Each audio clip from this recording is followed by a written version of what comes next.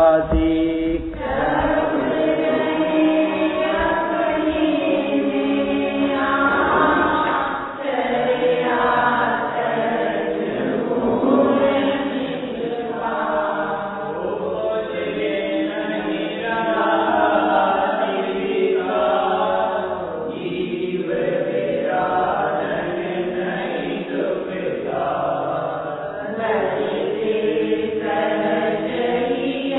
Thank you.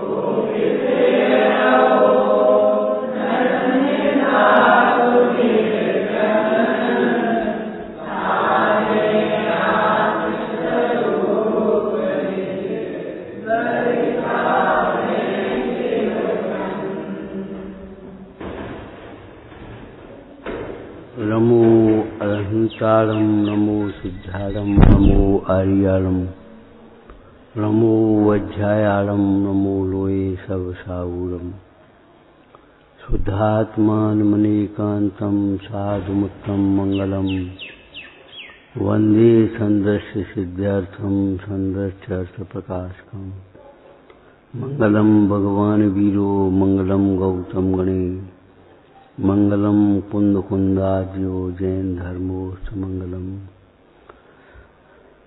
समय सार जिन देव हैं स्याद वाद जिन वैन मुद्रा जिन निर्गंथता नमो करें सब चैन परमात्म निज वस्तु जो गुण अनंतमय शुद्ध ताहे प्रकाशन के निमित्त बंधु देव प्रबुद्ध नमो हंतारम।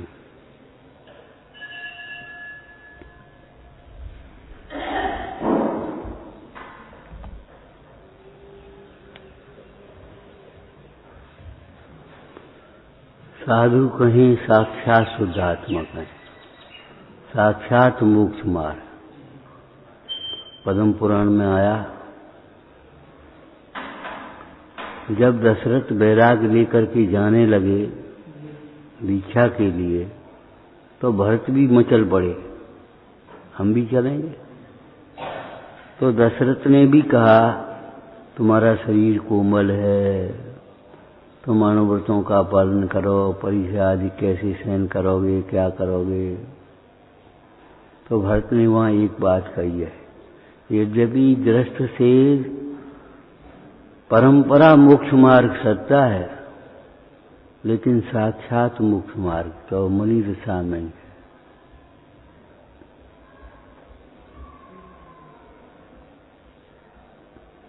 साक्षात मोक्ष मार्ग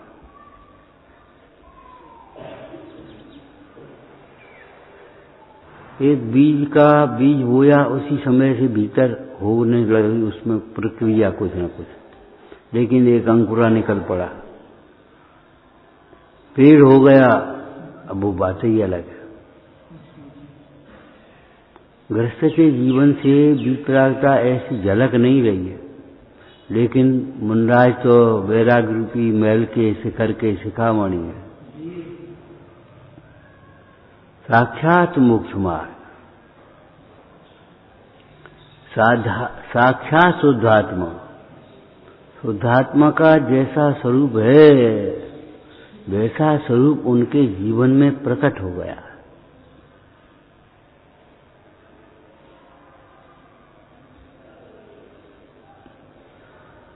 पंडित दीपचंद जी कह रहे हैं साधु किसको कहते हैं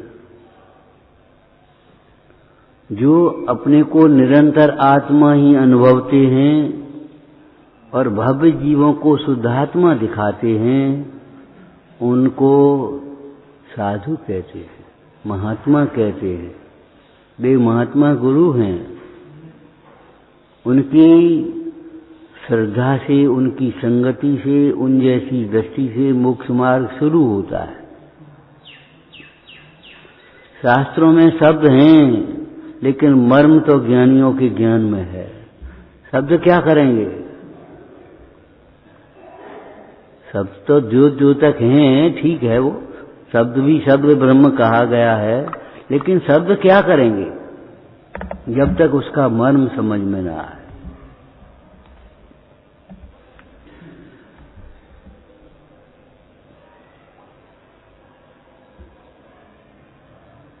निरंतर अपनी आत्मा को साधते हैं साध्यंत नित्य शुद्धम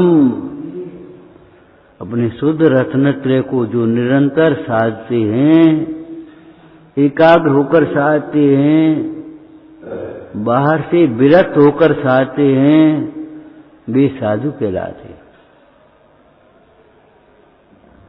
संत कवि सिद्धचक विधान में कह रहे हैं अरे हम क्या कहें साधुन के गुण साधु ही जाने। हम क्या कहें कहाँ तक कहें साधुन के गुण साधु ही जाने होत गुणी गुण को पहचाने सिद्ध भये शिव साधन हारे अग मारे। हमारे पापों को दूर करो हमारी मोह को मेटो क्या मतलब हुआ? हम भी आप जैसा ही शुद्ध आत्मा देखें और आप जैसे होकर के ही शुद्ध आत्मा देखें।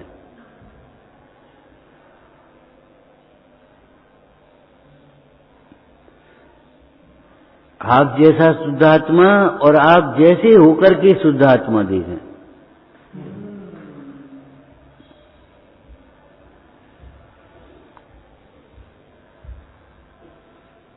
उनका जीवन निर्गंथ जीवन मोक्ष मार्ग का उपदेश है। परिग्रह से सुख नहीं। अगर परिग्रह में सुख होता तो वे छोड़ के दे क्यों? यो संसार विषय सुख हो तो काहे, तीर्थंकर क्यों त्यागे, काहे को शिव साधन करते संयम। उनको देखना ही नहीं चाहिए, भक्ति से देखना तो है ही, लेकिन देखने के साथ विचार भी करना चाहिए। बिना घर के भी रह सकते हैं और बिना घर की बात कहाँ है। शुद्ध जीवास्तिका हमारा महल है। असंख्यात परदेशी शुद्ध जीवास्तिका हमारा महल है। बिना घर के भी रह सकती हैं और बड़े आनंद से रह सकती है। मुन्नाज के घर नहीं है। बिना व्यापार के भी चढ़ सकता है, बिना पैसा के भी चढ़ सकता है, बिना भोजन के भी चढ़ सकता है। देखो मुन्नाज काय से सुखी है। लेकिन ध्यान रखना, बिना आत्मा के नहीं चलेगा।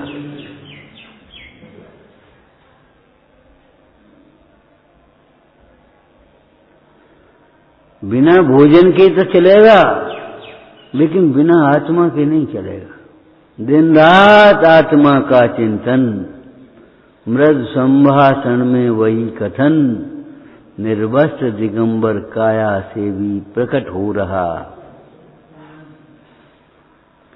हे गुरुवर शाश्वत सुख दर्शक, यह नग्न स्वरूप तुम्हारा है, जबकि नश्वरता का सच्चा दिग्दर्श कराने वाला है। संसार असार दिखाई देने लगता है। ये जगत का वैभव असार है। पंचेंद्रिय के भोग असार हैं। भोगों के साधन वे सुख के साधन नहीं है। भोगों के साधन वे सुख के साधन नहीं है। शरीर की शक्ति वह आत्मा की शक्ति नहीं है। शरीर तो कैसा हो रहा है, गलित कुष्ठ, कलित कुष्ठ, और अंदर में अतीन्द्रिय आनंद का अमृत झर रहा है। उस अवस्था में सनत कुमार मुंडाज और बाजराज मुंडाज कैसे आत्मा का अनुभव करते हुए आनंदित रहते हैं और कैसे कह रहे होंगे, भैया हमें इससे भी भयानक कोई रोग है, इच्छा रूपी रोग, उसकी औषधि हो तो दे, ये तो कछु नहीं है। शरीर हम नहीं है, इसलिए शरीर का रोग हमारा रोग नहीं है। शरीर की वृद्धि हमारी वृद्धि नहीं है। शरीर का सौंदर्य हमारा सौंदर्य नहीं है। एकत्व निश्चय गत समय सर्वत्र सुंदर। अपने गुण पर्यायों में रहते हुए प्रत्येक द्रव्य शोभा पाता है, ये आगम है। और अपने ज्ञान में प्रतिष्ठित ज्ञान ही शोभता है, ये अध्यात्म है। एक विचार करो, अब अच्छे लग रहे, दो अंगूठी पहन लो, दो मुकुट लगा दो, हाँ अब अच्छे लग रहे। एक बात बताओ, अंगूठी से उंगली शोभा पाती है तो अंगूठी कैसे अच्छी लगती है कि अंगूठी में वो नग जड़े हुए, हीरा, हीरा की अंगूठी, ओ बढ़िया, कैसी सुंदर अंगूठी लग रहा है। हाथ कैसा बढ़िया लग रहा है, पांचों उंगलियों में पांचों अंगूठी झिलमिला रही है। लेकिन ये बताओ, अंगूठी से हाथ शोभा दे पा रहा है तो अंगूठी हीरा से शोभा पा रही है, हीरा कौन से शोभा पा रहा है?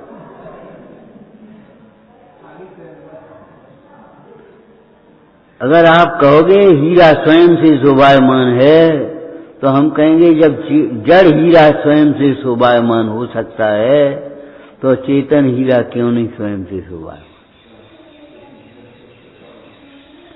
आत्मा स्वभाव से ही महान है, इतना ही स्वभाव से ही सुखमय है, स्वभाव से ही ज्ञानमय है, स्वभाव से ही प्रभुता संपन्न है, स्वभाव से ही सुखी है, कोई की जरूरत नहीं। प्रभु तू सब प्रकार से पूरा, तू किन बात अधूरा। का सोच रहे अधूरे अधूरे अधूरे, अधूरा सोचने वाले अधूरे ही रहेंगे, जीवन पूरा हो जाएगा, काम अधूरे रह जा। तू सब प्रकार से पूरा है, अपने उस पूर्णता को देख तो सही।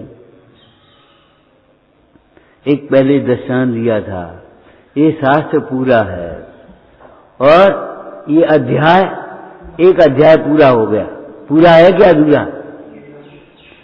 और जब एक अध्याय पूरा है तो एक सूत्र पूरा हो गया। आज 8 दिन स्वाध्याय चल गया, एक सूत्र आज ये पूरा हो गया, तो एक सूत्र पूरा है कि नहीं? और एक सूत्र जब पूरा है तो एक अक्षर पूरा है कि नहीं? अधूरा क्या है बीच में? अधूरा है मूर्ख की कल्पना है, अज्ञानी की कल्पना है अधूरी। अभागों के मंसूबे अधूरे हैं, कभी पूरे नहीं होंगे, लेकिन ज्ञानी का ज्ञान पूरा है। शुद्धात्मा पूरा है, उस शुद्धात्मा की शरण ले ली, इसलिए ज्ञानी का ज्ञान भी पूरा है। जो पूर्ण देखे आत्म को वह पूर्ण आत्मा प्राप्त हो, अपूर्ण देखे आत्म को अपूर्ण आत्मा प्राप्त हो।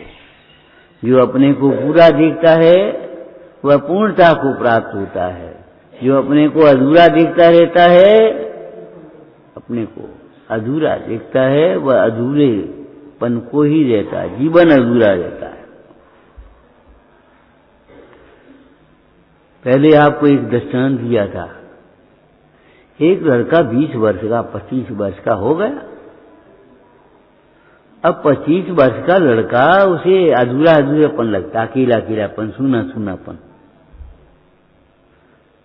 एक सुस्त सा रहता है। माता ने देखा, पिता ने देखा, एक काम करो, एक जाको ब्याह कर दो। पत्नी के बिना अधूरा लगता है, अब पत्नी आ गई, अब गोद सूनी, 3 साल हो गए, बहू के बाल बच्चे ही नहीं है। पहले पत्नी के बिना अधूरापन लगता था, अब बच्चे के बिना अधूरापन लग रहा है। और बच्चा तो है, इसकी एक बहन नहीं है, एक बहन और हो जाए तो बहन और हो गई। अब जगह नहीं है, कमरा और बनवा लिया ऊपर। अब पैसा नहीं है, व्यापार और बढ़ा लिया। आमदनी थोड़ी है और आमदनी करने लगे। न बिता करो, न पैसा पूरा पड़ता है, न जगह पूरी पड़ती है, अधूरे के अधूरे रहते हैं और अंत में समाधि के समय में अकेले के अकेले रहते। बताओ, अकेली रोटी तो और क्या करोगे तुम? बता, क्या करोगे? दाल से रोटी की कोई पूर्णता होगी? अकेली रोटी खाने वाले कितने लोग रहते, तुमने देखिए राम लखन, अकेली रोटी ऐसे लाई और खाने लगे। अकेली रोटी, और तुम्हारे सामने रख दें, तुम कहे अकेली रोटी कुछ बनाओ नहीं, कैसे खाए? भैया अकेली रोटी ऐसे काय खाओ, दांत से खाओ और काय से खाए, मुंह से खाओ और काय खाए। अच्छा, मुंह से और दांत से खाने जाते हो, हमारे दांत नहीं, दांत है। विचार करो, संतोष से खाओ, निष्प्रयता से खाओ, प्रसन्नता से खाओ। सौभाग्य मानो रोटी मिली तो है, एक एक लोगों को रोटी भी नहीं है। देखो संसार, फुटपाथ पर सो रहे हैं, भीख मांग रहे हैं, रोटी का ठिकाना नहीं। एक सेठ के घर में किया दारिद्र ने डेरा, भोजन का ठिकाना भी न था सांझ सवेरा। अब संध्या का है कि नहीं ये पता ही नहीं। सवेरे रोटी खा ली है और शाम की पता नहीं है उनको। अरे मुंडाज ने भी आहार लिया है, आज कल कहाँ होगा पता है उनको? निमंत्रण है कोई कहेगा क्या? कोई नहीं कहेगा। और निश्चिंत, लेकिन वे तत्व ज्ञान के बल पर निश्चिंत हैं, अपने वैराग्य से निश्चिंत हैं। और जे पापी चिंता में पड़ा है, कल का होए, संध्या का होए, और 4 बजे जे आए, भैया घर ही रोटी खा ली हो, ले खत्म हो का होए। एक रिवाज है समाज में, जहां मरण हो जाता है तो जब तक उठावनी और वो न हो तब तक भोजन नहीं बनता। 4 जगह से भोजन आया, बोलो अरे कौन करने वाला है? हम तुम मिथ्या का अभिमान करते हैं। बोलो 4 जगह से भोजन आ जाता कि नहीं आ जाता? फेंकना पड़ता है कभी कभी। अब क्या करें? करो का पुण्य की स्वतंत्रता को देखो, किसी भूखे को खिलाओ भाई, और हम क्या करेंगे?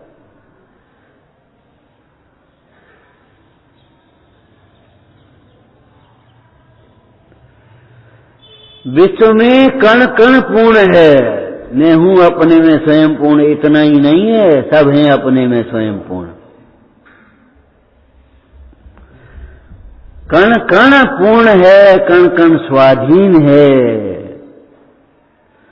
और इस विश्व को जो देखते हैं, कहीं भी दुख का कोई अंदेशा नहीं है,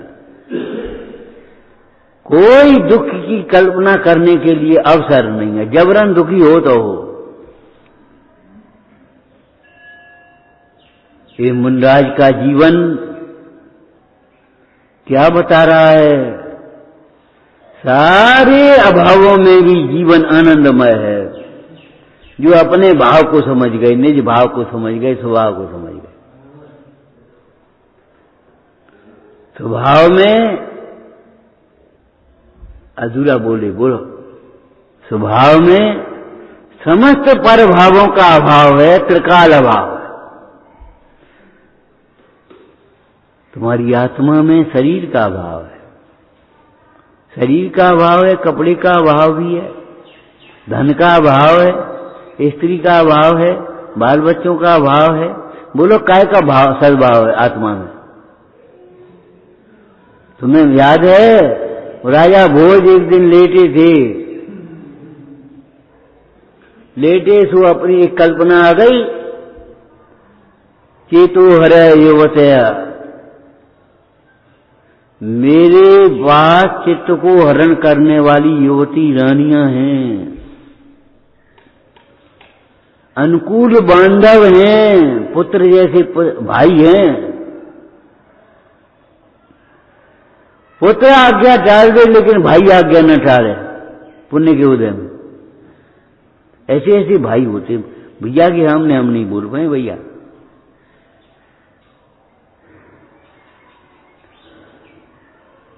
हवा के वेग से उड़ने वाले घोड़े हैं, बादलों जैसे विशाल हाथी हैं।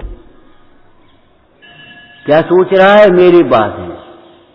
और 3 लाइनें बन गई। हम तो हिंदी में बोल रहे, वो संस्कृत में है, चेतो हरा ये बचा। अब 3 लाइनें बन गई, 4 लाइन का पद होता है। अब 4 लाइन, चौथी लाइन ही नहीं बन रही। और एक विद्वान चोरी करने के लिए राजमहल में घुसा, तो 8 हो गई और पलंग के नीचे घुस गया। ऊपर राजा भोज चिंतन कर रहे हैं और नीचे वो घुसा है चोर जब घुसा है। अब वो 3 लाइनें बन गई, 4 थी नहीं बन रही। अब चौथी नहीं बन रही, बहुत देर हो गई। अब नाचन हारे को पावन तो रहते नहीं।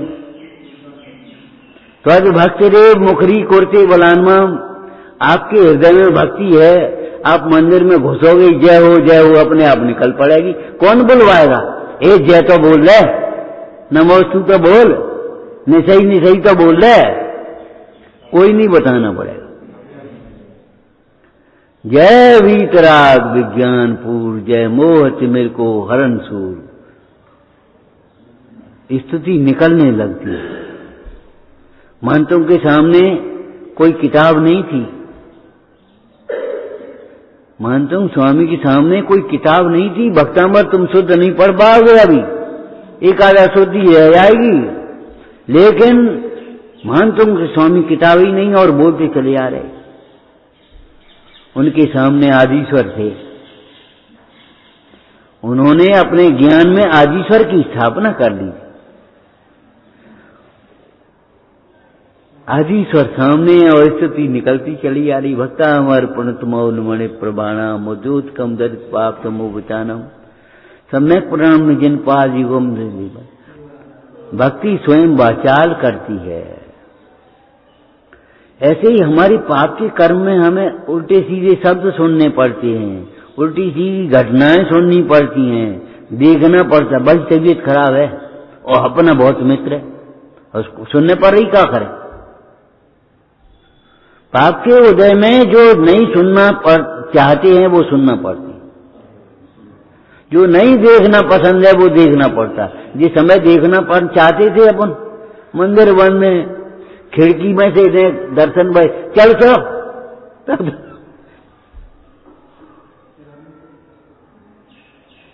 चलो चलो आगे चलो, हो गई दर्शन, अब घर जाओ। पुलिस लगी है, मंदिर की खिड़कियों पर दर्शन हो रहे हैं और बस बंद, जाओ घर पढ़ लियो। जिनवाणी न सुनने का फल है। एक लड़का कह रहा था, सही बात है ये,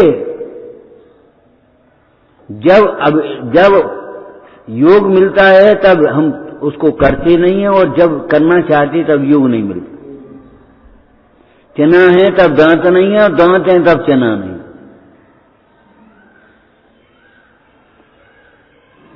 चना है तब दांत नहीं है, अब क्या करें? ले खा, अब खाएं का पीछो तब खाएं।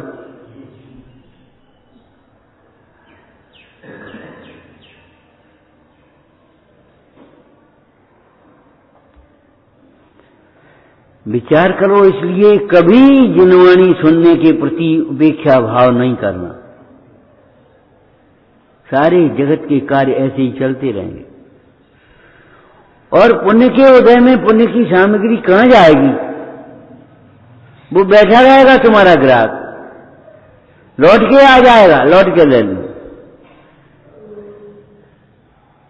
कभी जिनवाणी सुनने की उपेक्षा मत करना। इससे ज्यादा जरूरी काम कोई नहीं है, इससे बड़ी आमदनी कोई नहीं है। बड़ी आमदनी है।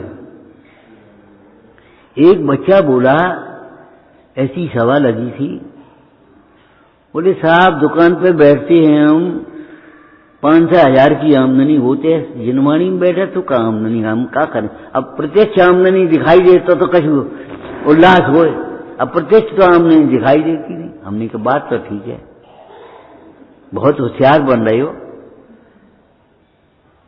बात तो ठीक है तुम्हारी। अरे ठीक नहीं है, ठीक सी लग रही है। जिसके सामने चक्रवर्ती का वैभव धूल लगता है, वो जिनवाणी सुनना तुम्हें पसंद, कुछ लाभ नहीं लगता। डॉक्टर ने कहा कछु चेकिंग कराओ, टाइफाइड लग रहा है, और आप चेकिंग कराने पहुंच गए और डॉक्टर ने कहा तुम्हें कुछ नहीं है। एक का फायदा, वो 500 रुपया खर्च हो गए। फायदा तुम्हें देख रहे हो, तुम्हारा भ्रम निकल गया। कितना खर्चा बच गया फालतू का, दवाई करे करे परेशान थे, उल्टी सीधी दवाई खा रहे थे। भटकना मिट गया संसार में, तुम्हारा भ्रम मिट गया, भटकना मिट गया। चक्रवर्ती का वैभव जिसके सुनने पर धूल जैसा लगता है, उस जिनवाणी के सुनने का फल क्या समझे जगत के प्राणी। उनकी आंखों से दिखता है, सो कहता है प्रत्यक्ष, अरे तुम्हें मालूम है प्रत्यक्ष ज्ञान और परोक्ष ज्ञान दो प्रकार के प्रमाण ज्ञान होते हैं। क्यों भाई होते हैं? प्रत्यक्ष ज्ञान कौन कौन से होते हैं? कह राम लगा कौन से होते प्रत्यक्ष ज्ञान?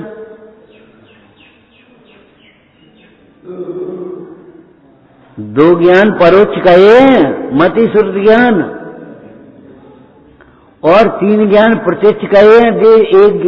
दो ज्ञान देश प्रत्यक्ष और केवल ज्ञान सकल प्रत्यक्ष। तास भेद दो है परोक्ष प्रत्यक्ष तिन माही, मति श्रुत दो परोक्ष अच्छ मन ते उपजाई। अवध ज्ञान मन पर्य दो हैं देश प्रत्यक्षा, और द्रव्य क्षेत्र परमाण लिए जाने स्वेच्छा। सकल द्रव्य के गुण अनंत पर्याय अनंता, जाने केवल ज्ञान। जाने एक काल सकल केवल भगवंता, उसका नाम प्रत्यक्ष ज्ञान। तुम कह रहे प्रत्यक्ष दिखाई दे रही, इस प्रत्यक्ष को इंद्रिय ज्ञान को प्रत्यक्ष मत मानना।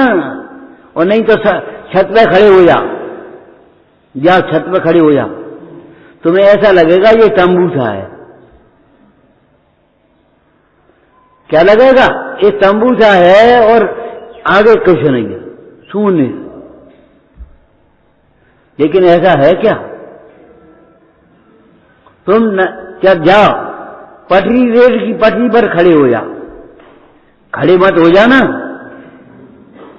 ध्यान रखना, पर्याय बदलना, पर्याय का नाश करना कसायों के वशीभूत होकर के वो आत्मघात है, और पापों का नाश करना साधना है। कसाय के वशीभूत होकर के पर्याय का नाश करना ये आत्मघात है। रेल की पटरी पर खड़े हो गए, नदी में कूद पड़े, आग लगा लई, फांसी लगा लई, ये कोई अच्छे काम नहीं है, अच्छे लोगों की काम नहीं है, बहुत बुरे काम है। इनसे जीव की दुर्गति होती है।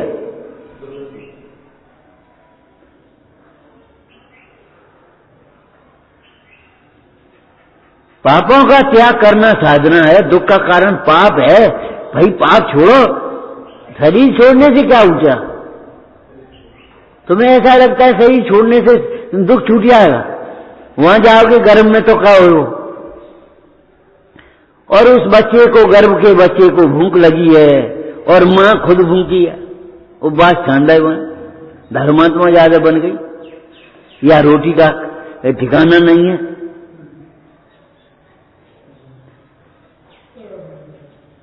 आंचल से दूध पिलाना चाहती है मां, लेकिन दूध निकलते ही नहीं कछु है का। अब क्या करें हम?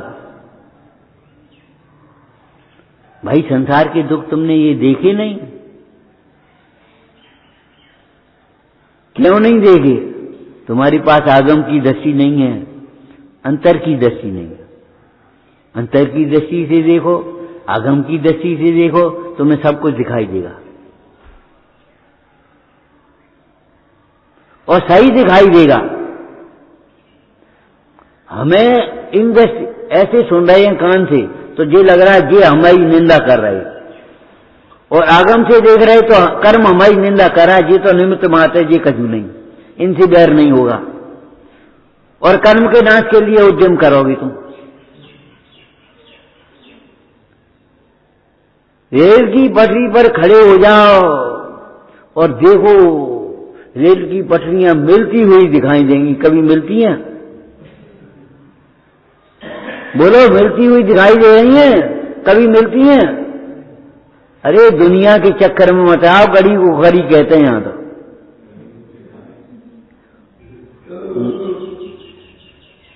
घड़ी को घड़ी कहते हैं यहां। तुम्हें मिलते हुए दिखाई दे रहे, कहां मिलेंगे? तुम्हें ये काम सब ऐसा लगता है हम कर रहे, हम कर रहे, हम कर रहे। ऐसे ही तुम्हारे पिताजी चले गए, ऐसे ही तुम्हारे बाबा चले गए, और ऐसे ही तुम चले आओ, और काम सब चलते रहेंगे। बाल बच्चे धीरे धीरे संभाल लेंगे। हम पढ़ते थे आगरा में, तो एक का मरण हो गया।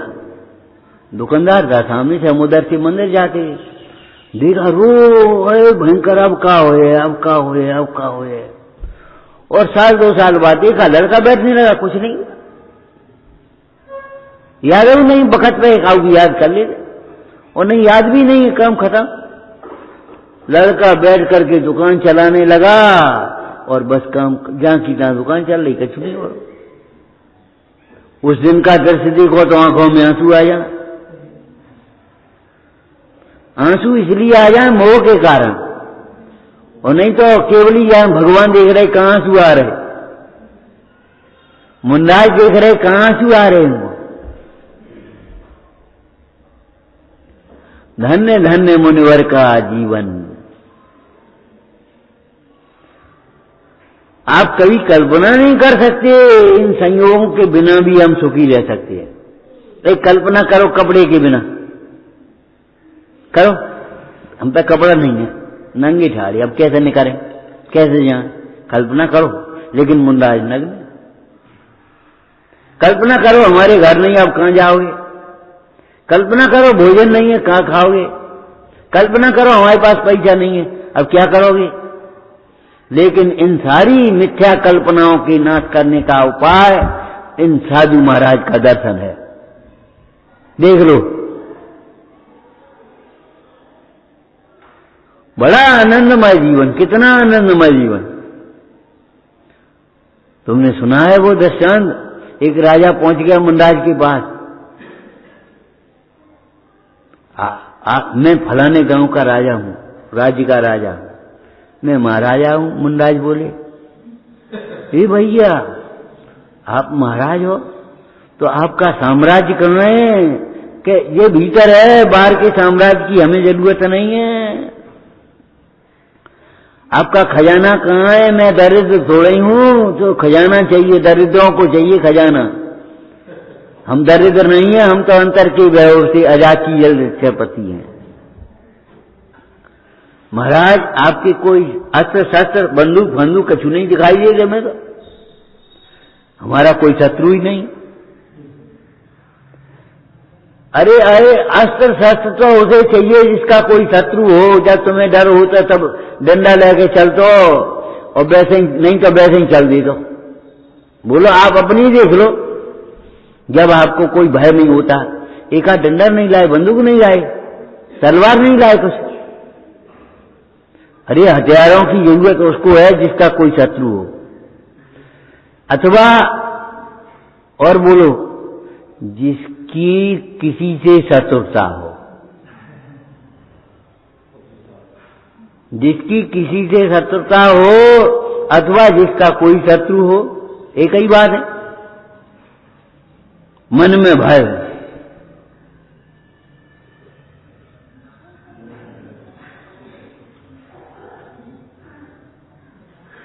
मन में भय है तो अब डंडा चाहिए, हथियार चाहिए।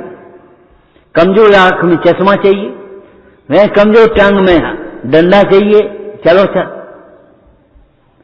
कमजोर पाचन हो तो चूर्ण चाहिए, आप बताओ। और स्वस्थ में क्या चाहिए? कछु नहीं है। और आनंद, ऐसे मुंडाज को कुछ नहीं चाहिए और परम आनंदमय जीवन।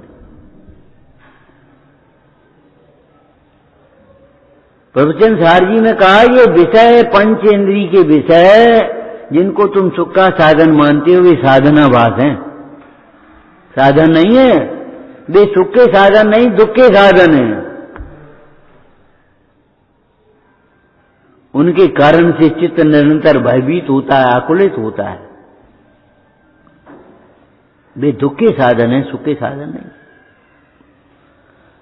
मैं दरिद्र थोड़ा ही हूं, मेरा कोई शत्रु थोड़ा ही है। अच्छा चलो छोड़ो, कोई सेवक तो आपका दिखाई नहीं दे रहा है अगल बगल कहीं। मैं परमारी थोड़ा ही हूं, मुझे सेवकों की क्या जरूरत? राजा सोचते रहा, नमोस्तु महाराज, धन्य हो आप, सचमुच महाराज हो। आपको किसी की जरूरत नहीं है। चाह मिटी चिंता मिटी, बनुआ बेपरवाह, जिनको कुछ नहीं चाहिए बे सहन के साथ।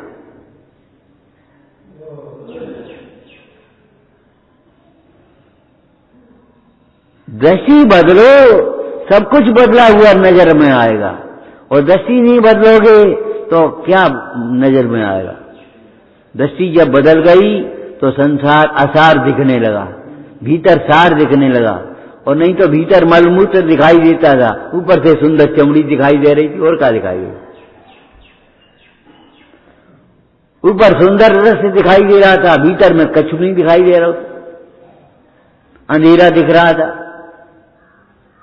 विचार करो मुंडाज को, अंधेरा कहां दिख रहा है? अमावस की रात में घनी अटवी में उन्हें और चैतन्य चैतन्य दिखाई दे रहा है। चैतन्य चैतन्य भास रहो रे, बोलो बोलो क्या पढ़ते? चैतन्य चैतन्य भास रहो रे, रंगमा रंगमा रंग रहो रे, थारे ही रंगमा रंग। छोटा सा भी भजन पढ़ो, लेकिन उसका विचार करो।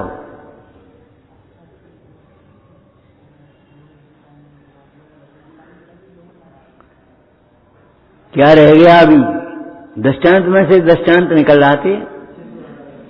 चेतो हर युवती नाच नारे के पांव नहीं रहते। जिसके अंदर में भक्ति है, भक्त कहता है हे भगवान हम आपकी भक्ति नहीं कर सकते, अनंत गुण है आप में, लेकिन तो भी हमसे चुप नहीं रहा जाता। आपका मुद्रा का दर्शन करके, आपको देख करके, कहीं आम्र की बोर को देख करके कोयल चुप रह सकती है? चुप रह, बोलो, चुप कर सकते हो कोयल को? बादलों को देख करके मोर को चुप कर सकते हो? तो भगवान को देखकर भक्त कैसे चुप रहेगा? चुप पे खड़े हो।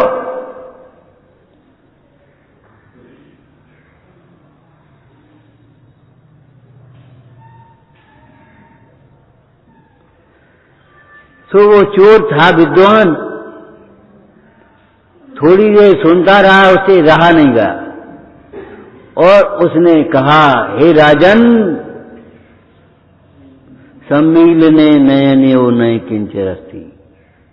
आंख खुली है तो रानियां हैं, महल हैं, हाथी हैं, घोड़े हैं, खजाना है, मित्र हैं, बांधव हैं, पुत्र हैं, सब कुछ है। और आंख बंद करी तो कौन है? जब तुम्हारी आंख बंद हुई तब क्या हुई? लेकिन ध्यान रखना, शरीर की आंख बंद होने से पहले अंदर की आंख खुल जाना चाहिए। कुछ लेकर के जाओ, बनिए हो, जितना लेकर के आए हो उससे ज्यादा लेकर के जाओ। जिस पुण्य से तुम मनुष्य पर्याय में आए हो उससे ज्यादा कुछ लेकर के जाओ। वैसे ही मत चले जाओ कि मनुष्य मर गए तो त्रियंच में पहुंच गए।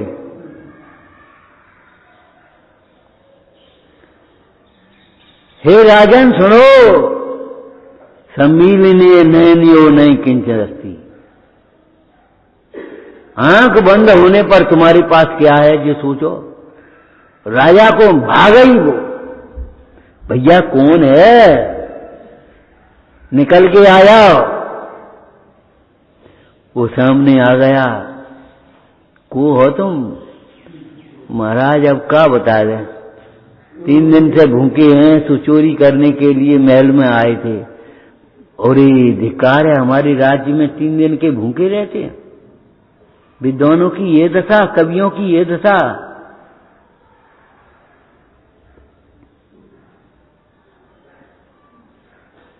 बुलाया खजांची को, दे तो दो इनको मोहरें, खोल दो खजाना।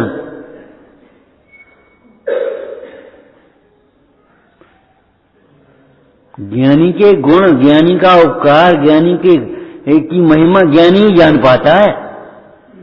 विद्वान विद्वान के श्रम को समझता है। वो विद्वान था, बड़े चोरी करने के लिए आया, लेकिन राजा समझ गया, ओ धन्य है।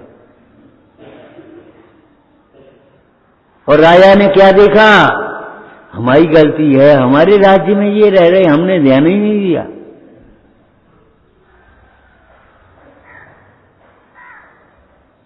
उसकी चोर की गलती नहीं दिखाई दे रही अब।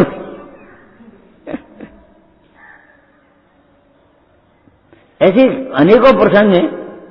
राजा ने लेट गया और सोने का एक ने झपकन लगा। वो पैर दाब रहा था सेवक और हाथ में अंगूठी, तो उसने धीरे से खींच ली। राजा कुछ नहीं बोला, समझ तो गया लेकिन कुछ नहीं बोला। दूसरे दिन अपनी दूसरी अंगूठी पहन ली। दूसरे दिन दूसरी अंगूठी जब वो राजा के पैर दबाने लगा सेवक, तो दूसरी अंगूठी खींचने लगा। तब राजा बोला, भैया कल वाली तो तुझे दे दी, आज का बोले खींच रहा हूं। अच्छा मेरी गलती है, तेरा पेट नहीं भरता होगा। अरे पेट न भरे तो अभी हमारी गलती है, और पेट ही नहीं भरे तो अभी हमारी गलती है। तुम्हारी पेट ही नहीं भर रही। क्यों नहीं भर रही? पेट तो भर रहा है, पेट ही नहीं भरी, तो अभी हमारी गलती है। हमने तुम्हें जिनवाणी क्यों नहीं सुनाई?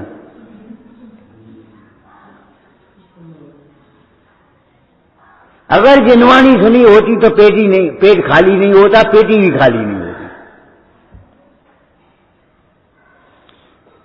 अज्ञानी सोचता है इतने से क्या होगा, ज्ञानी सोचता है इतने का क्या होगा, इतने का क्या होगा, ये काय को ले आए इतनी बहुत। हम कहें बेटा पानी ले आना, और तुम एक गिलास लोटा की जगह एक कलसिया पानी ले आओ, एक चमेड़िया पानी ले आओ भर के। इतने को कहो है, कहोगे कि नहीं कहोगे? तो फिर अपने जीवन में भी सोच लो, जरा पेटी खोलो तो ये सोचो इतने का क्या होगा। चाहे वो कपड़ों की पेटी हो, चाहे वो धन की पेटी हो, जब पेटी खोलो तो ये सोचो इतने का क्या होगा। जीवन के लिए ये सब जरूरी नहीं है। साधु का जीवन हमें ये शिक्षा दे रहा है, सुखी होने के लिए तत्व ज्ञान चाहिए, वेद ज्ञान चाहिए, आराधना चाहिए आत्मा की। आराधना से ही जीवन प्रशंसनीय होता है, और आराधना से जीवन पूजनीय होता है, आराधना से जीवन सुखी होता है।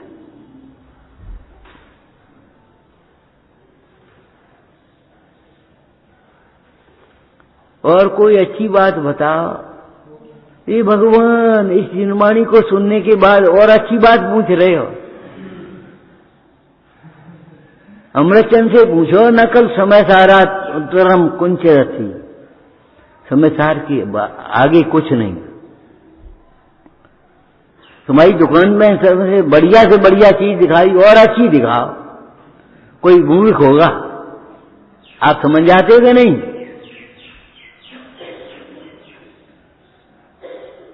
अच्छी से अच्छी सब दिखा दी और तुम कह रहे हो और अच्छी दिखाओ, इसका मतलब है मूढ़ हो। तो आत्मा से बढ़िया कोई चीज मानते हो तो तुम मूढ़ हो। आत्मा से बढ़िया कोई नहीं, सुंदर कोई नहीं होता। सबसे सुंदर आत्म स्वरूप, और उस स्वरूप को दिखाने वाले परमेश्वर आज हमें मिल गए महाभाग्य से। स्वरूप को समझाने वाले शास्त्र हमें मिल गए, ये हमारा परम सौभाग्य है। हमारे जीवन की कभी ये मत सोचना कछु कमी है, हम पे कछु नहीं है, हमारे बड़े पाप को उदय है।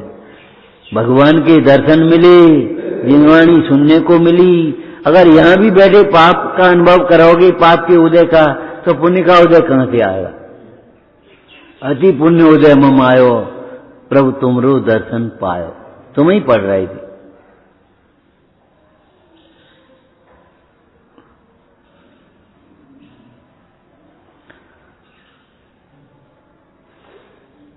जो निरंतर अपने आत्मा को देखते हैं, क्यों? सारी इच्छाओं की अभाव का उपाय शुद्ध आत्मा का ज्ञान है। शुद्ध आत्मा के सिद्धांत से, शुद्ध आत्मा के ज्ञान से, शुद्ध आत्मा के ध्यान से ऐसा क्या है जो नहीं मिलेगा? किसी की जरूरत नहीं रहेगी। तो रामचंद्र जी और लक्ष्मण, वो सीता ही, लक्ष्मण भी साथ में थे, राम और सीता जंगल में पहुंच गए। जंगल में अब क्या है वहां? न तो महल है, न सैया है, न दास दासियां हैं, न आभूषण है, न वस्त्र हैं, कुछ नहीं है। जंगल में बैठे। रामचंद्र जी बोले, हे सीते, तुम महल को छोड़कर के जंगल में व्यर्थ आई। सीता बोली, महाराज, जहां राम है वहीं हमारा महल है। राम है पास में तो जंगल भी महल है, और नहीं तो महल भी जंगल है। जहां आत्मा है, आत्मज्ञान है,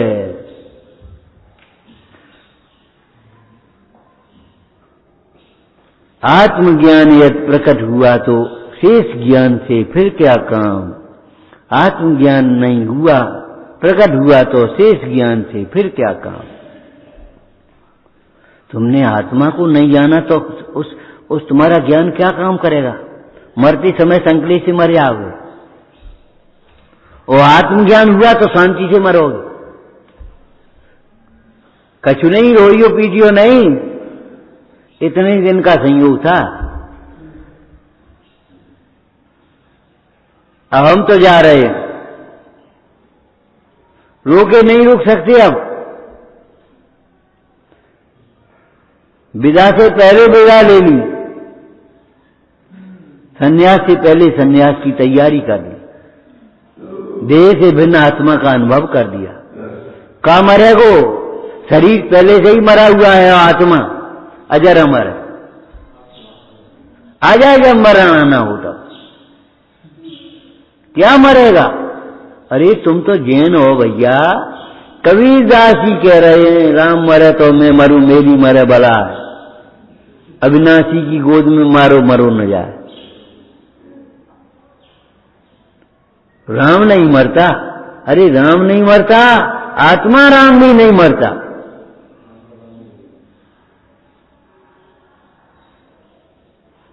मरने की कोई व्यवस्था नहीं। अस्तित्व गुण के योग से कोई नहीं जग में मरे, कोई व्यवस्था ही नहीं है मरने की।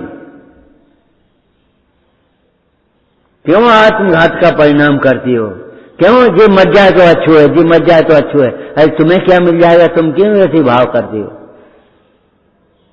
अप्रमत्त चर्या, सदैव सावधान रहो, किसी जीव की विराधना न हो जाए, इस बात का ध्यान रखो। ये आगम सिखाता है हमें, और अपनी विराधना न हो, ये अध्यात्म सिखाता है। अप्रमत्त शासन है ये। अप्रमत्त गुणस्थान होता है, सुना पढ़ा होगा, है? सुना नाम जरा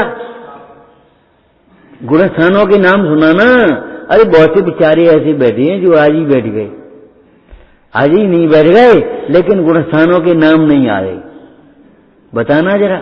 मिथ्यात्, साधन, मिश्र और अविरत सम्यक दर्शन और देश विरत, प्रमत्त विरत, अप्रमत्त विरत और अजयकरण, अपूर्वकरण, अनिवृत्तिकरण, उपसाम्पराय, उपशांत मोह, उपसाम्पराय नहीं, उपशांत मोह, क्षीण मोह और सहयोग केवली और अयोग केवली, बाकी बात सिद्ध भगवान।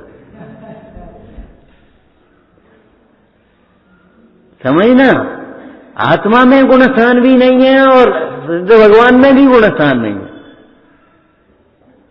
सिद्ध भगवान सारे गुणस्थानों से पार हो गए। क्यों? आत्मा सारे गुणस्थानों से पार है। आपका कौन सा गुणस्थान है? हमारा कोई गुणस्थान नहीं, हम आत्मा हैं, ये सोचो। हाँ, अब समझ गए हम, इनका चौथा गुणस्थान तो है ही कम से कम। भले व्रत नहीं हुए हो, लेकिन तो भी चौथा गुणस्थान आ गया। क्यों? इन्होंने अपने को आत्मा समझ लिया। कह दिया ऐसे नहीं, तुम भी कह दो तो स्वभाव चौथो, ये ऐसा नहीं है। जिसने अपने को आत्मा समझ लिया उसका चौथा गुणस्थान आ गया। मोक्ष मार्ग की पहली सीढ़ी पर पैर रख दिया उसने। प्राग पदभ्याम पैर रख दिया, आगे चलने लगे। सारे गुणस्थान सरल हो गए।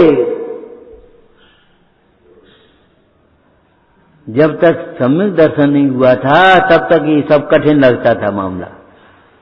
वो सम्यक दर्शन लग गया तो ऐसा लग गया सब सरल है। ये सब काम कठिन है संसार के।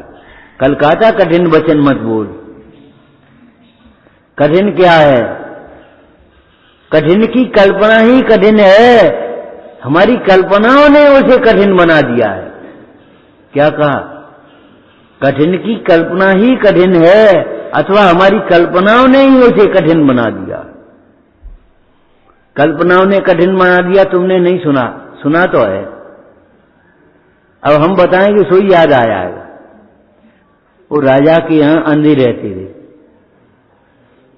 अंधे लूले लगे अपने काम करते रहते, कोई दवाई घोंट रहा हो, कोई रस्सी बट रहा हो, कोई कछु कर रहा हो अपने, और खाए पी के मगन रहते यार। जिनका कोई व्यवस्था करने वाला नहीं है उनकी राजा व्यवस्था कर रहा था। सो राजा के यहां अंधे रहते थे। एक दिन क्या हुआ, राजकुमार का जन्मदिन आया। बर्थडे, बर्थडे नहीं, बर्थडे। बर्थडे व्यर्थ ही डे है। नाच रहे, कूद रहे, गाय रहे, कछु मतलब नहीं है। भगवान का स्मरण भी नहीं कर रहे तो आत्मा की बात तो बहुत दूर है। गुब्बारे भुलाए रहे और बस, और फूले फिर रहे। हमने नई कपड़ा पहन लाए, आज हमारा बर्थडे है। अरे बर्थडे तो सब है जब कपड़ा उतारे, जिस दिन कपड़ों की जरूरत न रहे, सारे आवरण क्षीण हो जाए, निरावरण। तो राजकुमार का बर्थडे था। मेड पहुंचा अंधों के पास। अंधों का जो मेड था वो पहुंच गया। ए सुनो, आज तुम्हारे लिए खीर बनेगी बढ़िया। तो अंधे घबराए, बोले खीर बनेगी? कैसी खीर है? कि बिल्कुल भक्त सफेद। अब अंधे को सफेद बता रहे। अब समझ में नहीं आई। कैसी सफेद? के बगुला जैसी, बिल्कुल बगुला जैसी भक्त। तो एक अंधा था, उसने कहा भैया इनकी समझो जो क्या कह रहे। तो उसने समझा बगुला कैसा होता है, तो उसने ऐसे बता दिया, हाथ से ऐसे हाथ करके बता दिया, ऐसी चोंच है, ऐसी वो है, और ऐसा बगुला है। तो अंधे ने ऐसे टटोल के देखा और चिल्लाए परो, हे भैया का मजाक करते तू, हमारी 2 रोटी भरी, हमें नहीं टेढ़ी खीर खाने ऐसी टेढ़ी खीर।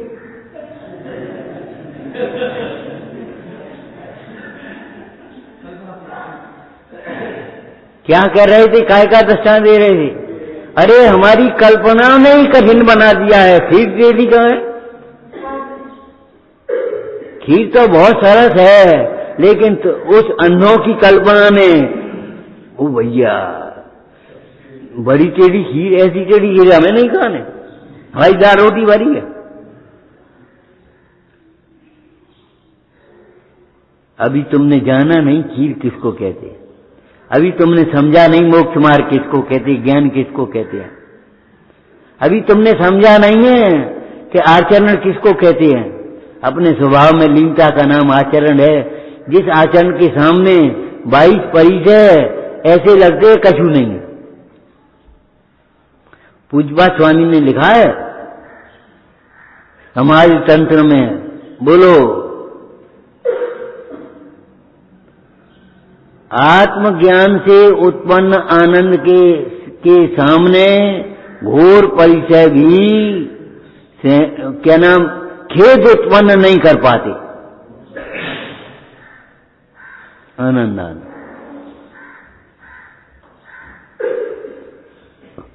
आनंद से जीते हैं, आनंद से ही देह छोड़ देते हैं, समाधि हो जाती है, उनको कोई कष्ट नहीं।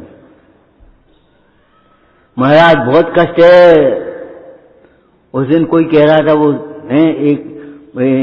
इनकी बादराज मुंडाज की वो दृष्टांत अधूरा रह गया। बादराज मुंडाज के पास जब सेठ पहुंचे, महाराज अब आपका कष्ट देखा नहीं जाता। मुंडाज बोले देखना नहीं आता तो देखा कैसे आए, क्या बात है, क्या बात है? ये आपके एक अंग में दुर्गंधी और पीप झर रहा है, गलित कुष्ठ हुआ है और लोग मजाक करते हैं। अच्छा, बोले इसमें कष्ट की क्या बात है? देवता के विकृत नहीं, मंदिर के विकृत होने से देवता विकृत नहीं होते। हम लखन तुम्हें मालूम है, गांव में मंदिर होते थे। अब एक गांव के मंदिर अपने चले आए, कॉलोनियों में चले आए। अब ये मंदिर कैसे हो गए? खंडर, उजड़ गए। क्या मंदिर के खंडर होने से प्रतिमा खंडित हो गई क्या? क्यों? प्रतिमा भिन्न है और मंदिर, ऐसे शरीर भिन्न है और आत्मा भिन्न है। शरीर में रोग होने पर भी आत्मा रोगी नहीं हो गया। हमें तो कोई कष्ट नहीं, हम तो अपने आनंद में मग्न रहते हैं। अब आपको तो नहीं है, शरीर को तो है ही, और बदनामी तो होती ही है धर्म की कि जैनियों की मुनि। महाराज के शुक्र हो, हम क्या करें, हम तो भिन्न अनुभव करते और हम क्या करें, और कर भी क्या सकते? और अगर कर सकते होते, अगर तुम कर सकते होते तो ये बताओ वो काम क्यों नहीं किया तुमने अभी तक? एक भाई बोला बहुत प्यास लगी है, हमने पानी पी ले। पानी नहीं पी सकती रात को, तो पानी होते हुए भी प्यासे क्यों? पी नहीं सकते, तुम्हारा नियम है, यही तो है ना। और नियम ज्ञान का है, समझ का है।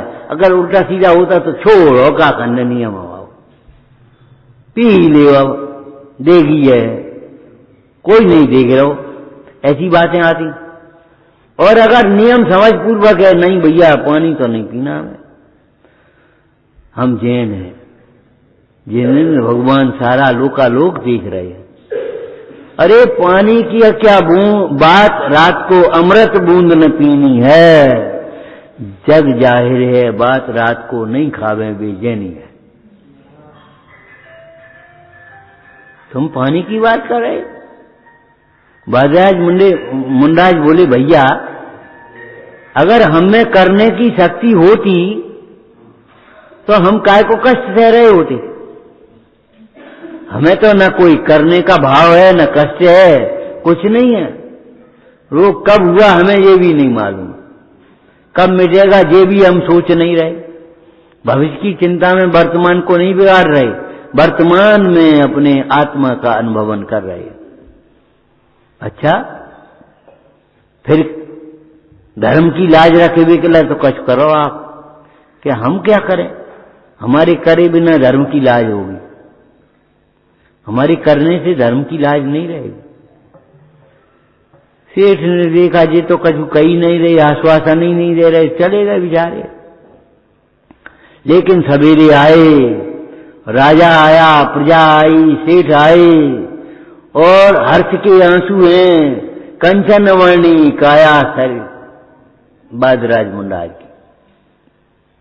और निकले चले आ रहे बादराज मुंडाज गुफा में से, कंचन वर्णी काया, जिसे देख करके ओ आश्चर्य कर रहे।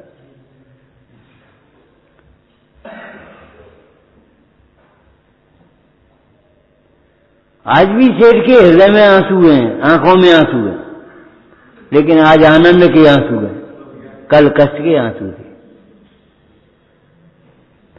मुंडाज का जीवन माने स्वाधीन जीवन, मुंडाज का जीवन माने निरवलंबी जीवन, स्वावलंबी जीवन। सारी समस्याओं का समाधान मुंडाज के जीवन को देखने से ये साता है कि एक आत्मा में सबका समाधान है, एक आत्मज्ञान में ही सर्व समाधान है। धन्य धन्य आत्मा आनंद का निधान है।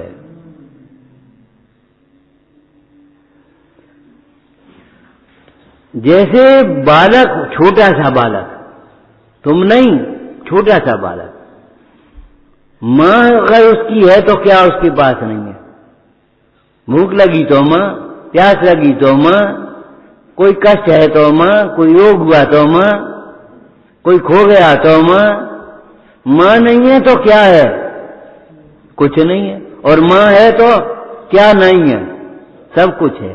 ऐसे ज्ञानी की मां जिनवाणी है, ये व्यवहार है। और ज्ञानी अपने को आत्मा दिख रहा है, ये परमार्थ है। समाधान हो गया। ध्यान रखना, कुंद कुंद स्वामी कह रहे हैं इतने बड़े विशाल ग्रंथ में, समयसार जी, समयसार जी, कैसा समयसार बोलना, कछु नहीं बोलोगे, लाखों आगमों का आगम है, साधक की कामधेनु है, कल्प वृक्ष है।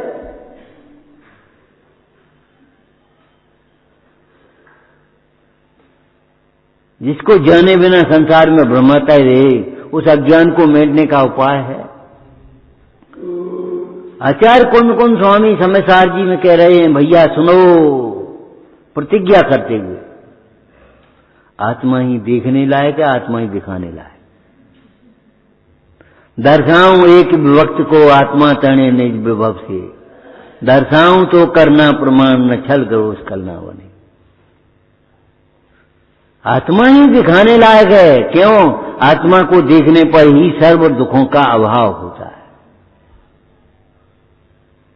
सर्व संसार का अभाव होता है। दर्शावें जग को सुक्कार, दर्शावें जग में सुक्कार, जावे शुद्ध चिद्रूप, क्या है? ध्रुव मंगल शुद्धात्म सा, आत्मा ही दिखाई। हमें प्रवचन साहब जी याद आ रहा है, बोलो क्या करें? कहो कि कहें, ये कहें, आचार्य के समीप जब शिष्य पहुंचा तो कह रहा, हे गुरु आपने हमें सर्वस्व दिया। सर्वस्व दिया माने क्या दिया? तुम्हें एक ने गेहूं दे गए, एक ने आटा दे दिया, एक ने रोटी, यहीं बैठ के रोटी खा ली, बोलो, और एक ने भूख मिटा दी। कौन बड़ा दाता है? गेहूं देने वाला कि आटा देने वालों, क्या रोटी देने वालों, के दाल देने वालों, के यहीं बैठ के खा ले? कौन है बड़ा दाता? कि जिसने भूख मिटाई है वो बड़ा दाता। जिसने बैठ के रोटी खा लो उसने भी, कल का तो इंतजाम नहीं है, कल फिर कोई अब देखेंगे, देखना पड़ेगा। लेकिन जिसने भूख ही मिटाई है, जिसने भूख मिटाने वाले दाता, ये भगवंत हैं, संत हैं। पढ़ते हो, हमारे तो कानों में पड़ जाती है, तुम सार के दातार पाए, काज लग जाचू कहा, मोए आप सम कर ले स्वामी, यही एक वांछा। आप जैसा दातार कोई नहीं है।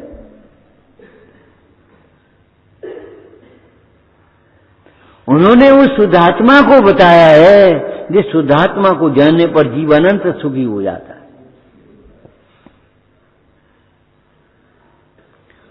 समझो, जिनवाणी को हृदय में विराजमान कर लो, जिनवाणी छोड़ करके कहीं मत जाओ, जिनवाणी को हृदय में विराजमान करो, जिनवाणी गुनगुनाने लगो। एक दिन कहा था, अभी पर्व के दिनों में झूठा मुंह रखने की आदत मत डालो।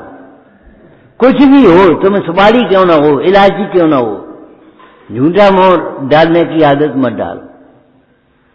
साफ मुंह रहेगा तो भैया अणुकार मंत्र चाहे जब पढ़ लो, और नहीं तो नेक माओ झूठो है, खुला करियो। और उतनी देर में तो, उतनी देर में तो जाने क्या क्या हो गया। हरिभाई बोले दर्द हो रहा है, बोले डॉक्टर बुलाएं, डॉक्टर बुलाएं, 15 मिनट में दे छूट जाएगा, तुम तो बढ़िया बढ़िया बातें पढ़ो।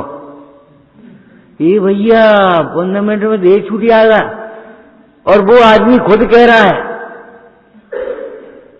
मेरे सारी दवाइयों का डॉक्टर वक्टर से आ गया, अब क्या करेगा डॉक्टर, अब तो गुरु की जरूरत है, और आत्मा का गुरु आत्मा ही है। साधर्मी जन गाथाएं पढ़ने लगे और वे अपने आत्मा का स्मरण करने लगे, और अंत में पंच परमेष्ठी भगवंतों को नमस्कार हो, सब जीवों के प्रति हमारा क्षमा भाव है, और ओ छूट गई देह, 15 मिनट में देह छूट गई।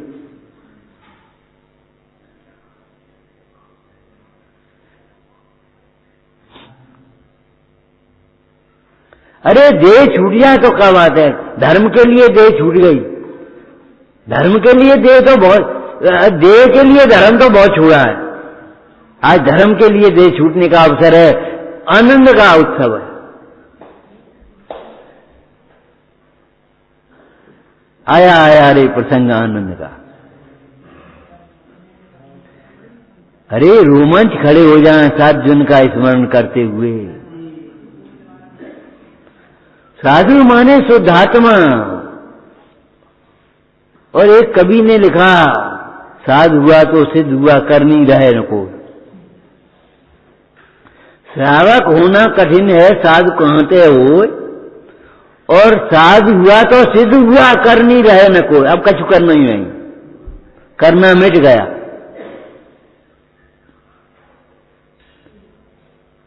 पांच परमेष्ठियों में शामिल हो गए, साक्षात परमेष्ठी हो गए, साधु परमेष्ठी। कौन सा वो परम पद है जिसमें साधु स्थित हैं? कि वह शुद्धात्मा रूपी परम पद है जिसमें साधु स्थित हैं, इसलिए साधु परमेष्ठी। समझ में आया? विचारना। ओम नमः सिद्धेभ्यः।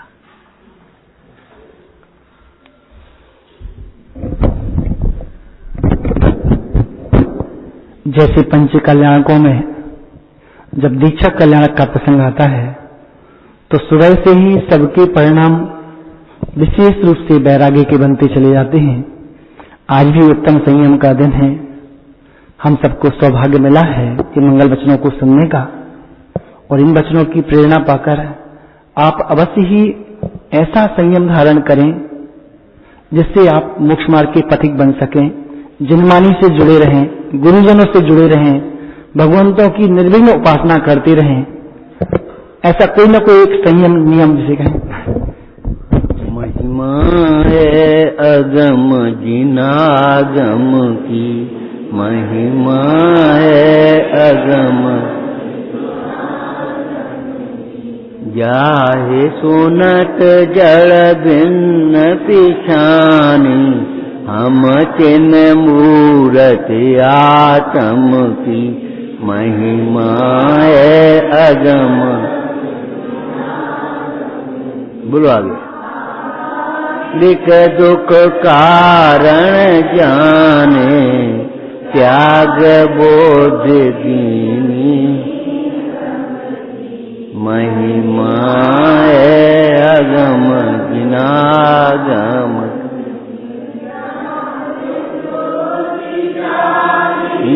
और अंतर बाड़ी पुणे समदम की, महिमा है अगम जिनागम की।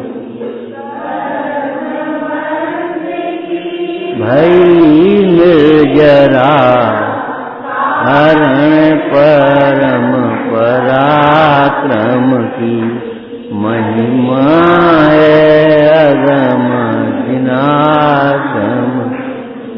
भागतन शिव लालच लागो, पहुँच नहीं है जहाँ जम की, महिमा है अगम जिनागम।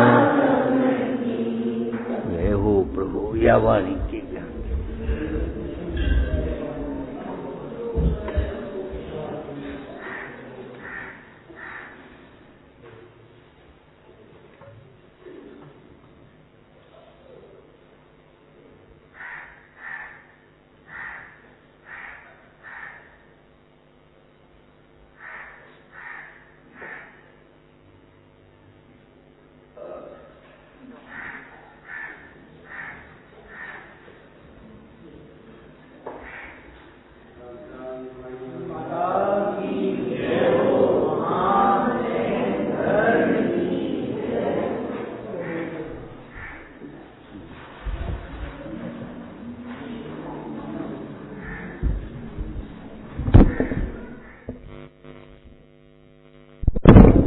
दोपहर में पुनः 2:30 बजे यहाँ मांगलिक स्वाध्याय होगा।